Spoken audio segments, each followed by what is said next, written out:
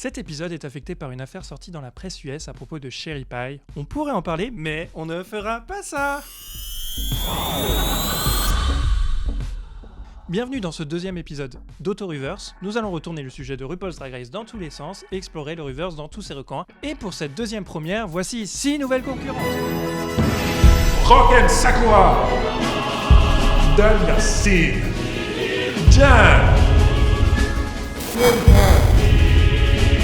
Jada Essence Hall, Aiden Zane. Everyone is here. Après l'entrée des concurrentes, on attaque un défilé suivi d'un maxi challenge vraiment maxi avec l'enregistrement d'une chanson lip-syncée sur scène dans le style Fosse.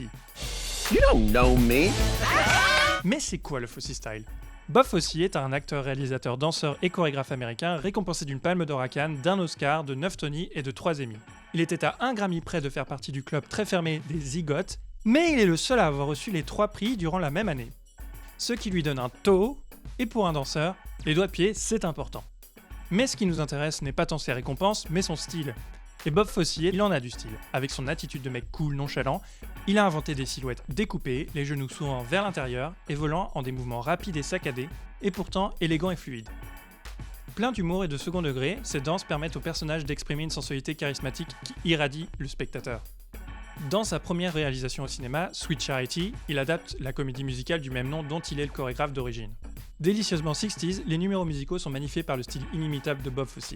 Le premier numéro musical, le magnifique Big Spender, est un exemple parfait. Dans ce numéro, on retrouve tout ce que RuPaul entend par Fosse Style.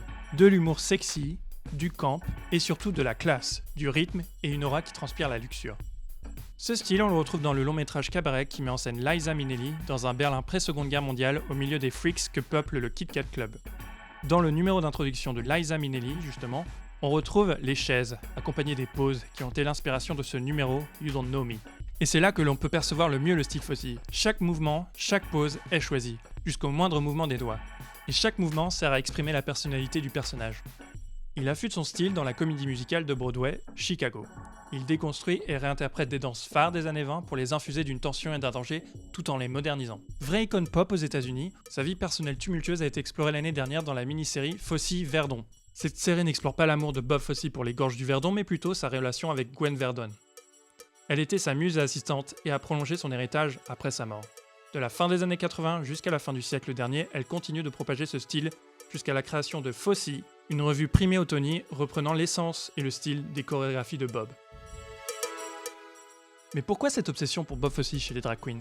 La culture drag est née dans les cabarets, comme le style Fosse. Encore adolescent et déjà pro, il danse dans des nightclubs entre les numéros de burlesque et de vaudeville. N'ayant pas de formation classique, il invente ses propres pas et sort du lot. Cette sensibilité transpire dans son travail, et c'est ce qui fait de Bob Fosse un chorégraphe à part. C'est un autodidacte qui a réussi en utilisant sa différence comme une force, et crée alors la sensation sur Broadway. Et pour devenir une drag queen, on ne peut pas aller à la Drag University. Il faut acquérir des compétences de performeur en apprenant seul ou au contact d'autres drag queens en écumant les bars. Et le but ultime de la plupart des drag queens, comme le dit Jan, c'est de percer dans le mainstream. Et ce grâce à un talent atypique, comme a réussi à le faire Bob Fosse. On se retrouve la semaine prochaine, les éliminations commencent, et c'est là que ça va devenir intéressant. À bientôt!